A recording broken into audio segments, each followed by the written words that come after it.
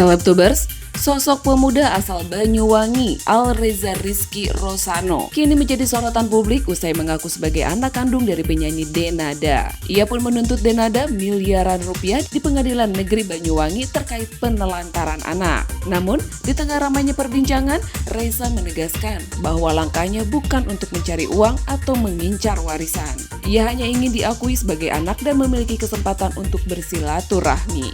Bahkan, saat bicara di hadapan media, Reza mengaku ingin mencium kaki ibunya sebagai bentuk bakti. Ya, saya tambah lagi ya. Saya cuma ingin cium kaki aja. Oke, Bang atau Ibu yang tahu selama ini. Tetapi penghinaan yang sangat menyakitkan bagi saya seorang anak ya, yang dalam hal ini juga profesi saya juga pengacara yang memperjuangkan perlakuan Denada itu yang menurut kacamata saya yang kurang beradab, khususnya bagi ibu saya. Itu makanya harus saya kasih pelajaran bagaimana caranya beradab, begitulah. Daripada nanti kena azab itu aja lah. Itu aja.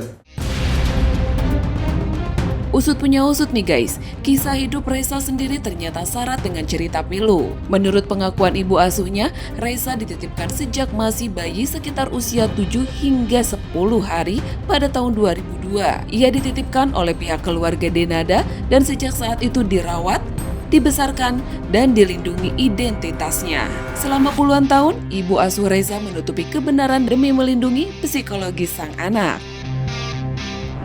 Sepanjang hidupnya. Seperti apa sih kalau Reza berkeluh kesah tuh kayak apa sih? Pinginnya kayak gimana sih? Dan sebagai orang yang merawat Reza tuh seperti apa sih juga ungkapan hatinya? Kok kayak nggak diorangin bahasanya? Iya, saya kan dari kecil udah sama saya dari umur berapa hari diberikan pada saya. Tapi anak ini kan tambah lama tambah besar karena udah banyak temennya yang bilang kamu bukan anaknya Mama Ratih, kamu anaknya Denada. Tapi saya tetap nutupin, tetap enggak, kamu lahir dari perut mama, kamu lahir dari perut mama. Kamu siapa yang bilang? Mama banyak yang bilang, tapi terus akhirnya dia tuh mencari kebenaran. Selama 24 tahun hidupnya, Reza tak pernah mengetahui siapa ibu kandungnya. Ia tumbuh dengan keyakinan bahwa Denada hanyalah kakak sepupunya. Fakta sebenarnya baru terungkap setelah Emilia Contessa, ibunda dari Denada, meninggal dunia. Sejak itu, identitas dirinya menjadi bahan perbincangan yang membuat Reza merasa hancur dan malu. Meski begitu, Reza menegaskan ia tidak membenci Denada dan tetap ingin menunjukkan baktinya sebagai anak. Dalam kehidupannya, Reza juga menampis tudingan pansos. Ia menyebut sejak lulus SMA telah hidup mandiri dan bekerja serabutan. Mulai dari menjaga toko, menjadi ojek online, hingga supir pribadi demi memenuhi kebutuhan hidup. Reza menegaskan selama ini tak pernah menerima bantuan finansial apapun dari Denada. Semua kebutuhan hidupnya dipenuhi oleh orang tua asuh yang ia panggil dengan sebutan mama dan papa.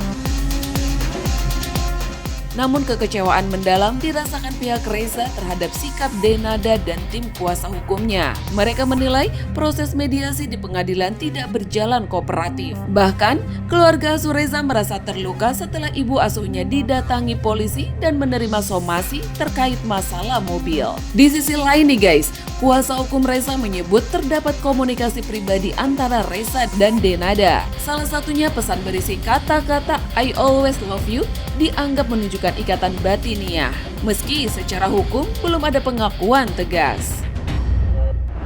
Yang ketiga ya, kebetulan tahap mediasi yang kedua itu kuasa hukumnya dari tergugat inkasu Denada itu pernah memberikan statement bahwa akan ada pertemuan di luar forum mediasi yang sudah ditentukan oleh pengadilan. Artinya mau ngajak diskusi secara keluargaan untuk mencari mufakat itu. Ternyata sampai mediasi ketiga itu tetap aja nggak hadir. Malah kemarin itu kuasa hukumnya sempat ganti, ya bukan ganti, sebetulnya masih dalam surat kuasa dari kuasa hukumnya tergugat, cuman malah bilang katanya masih belum ada akses untuk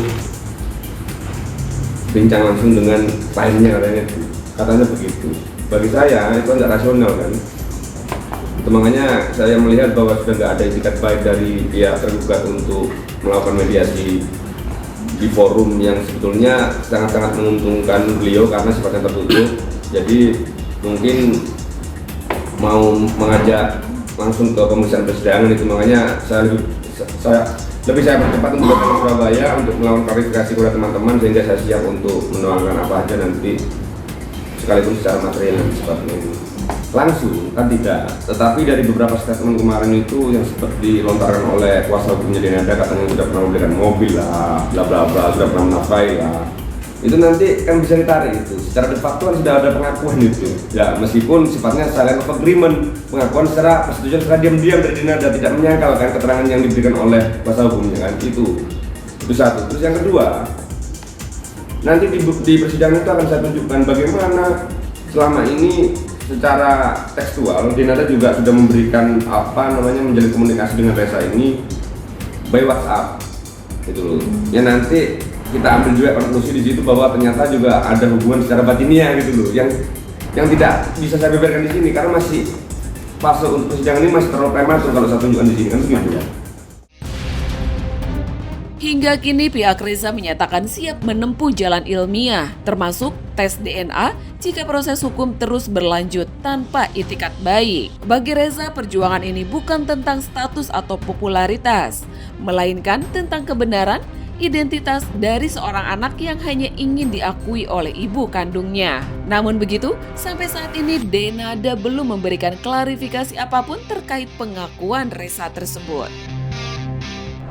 Lanjut, kepentingan saya hanya untuk memperjuangkan bahwa hak Reza ini sebenarnya kan masalah konsep hak waris ya, bukan apa ya, karena ini kan anaknya Denada ini kan dua kan, yang selama ini terekspos cuma satu kan, itu makanya sebagai salah satu dia yang punya hak secara waris yang juga sifatnya asasi dan dilindungi oleh undang-undang, itu yang akan saya perjuangkan.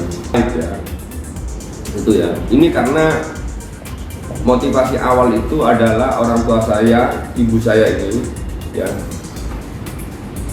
di rumah itu didatangi polisi berseragam dan dilaporkan dan juga disomasi sama adiknya Denada, namanya Muhammad. Pria mobil yang ibu saya nggak tahu apa-apa. Pertanyaannya, kok ibu saya yang dilaporkan? Itu begitu. Padahal yang pakai kan Reza, begitu kan?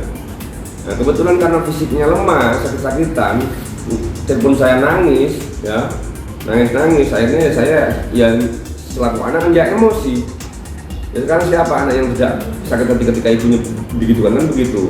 Nah, saya kontak secara persuasif kepada pihaknya Muhammad ini, kenapa kamu kok ambil langkah itu? Kok tidak datang aja ke rumah menanyakan baik-baik, kok malah mendatangkan polisi dan menyuasi, kan begitu kan? Bagi saya itu langkah yang sinting kan begitu. Kalau secara terang-terangan dia mau mengajak saya untuk bermain di ranah hukum, ya saya siap. Soalnya perkaranya kan panjang jadi ceritanya kan. Itu makanya kalau saya buka, saya siap membuka, dan akhirnya kalau kemudian mengakibatkan banyak potensial loss yang ditanggung mereka, kita sudah nggak ada lagi. Kita ini nggak punya potensial loss sudah. Karena potensial loss itu ada di pihaknya Denada karena dia kan public figur kan. Itu makanya jangan sampai kemarin ini potensial loss sudah menjadi beberapa itu menjadi actual loss yang dirasakan Denada ya. Itu makanya saya ini diajak ngomong baik-baik nggak ada, bahkan ketika sudah saya ajukan gugatan masih ada jeda waktu itu untuk menyelesaikan di forum yang lebih tertutup mediasi. Seharusnya kalau dia punya kebijaksanaan, ambil kesempatan itu. Malah tidak pernah hadir, malah pengacaranya memberikan statement yang ngawur bagi saya, yang nggak rasional. Masih belum bisa dapat akses komunikasi dengan Denada lah. Yuk, tanda tangan surat kuasa gimana caranya?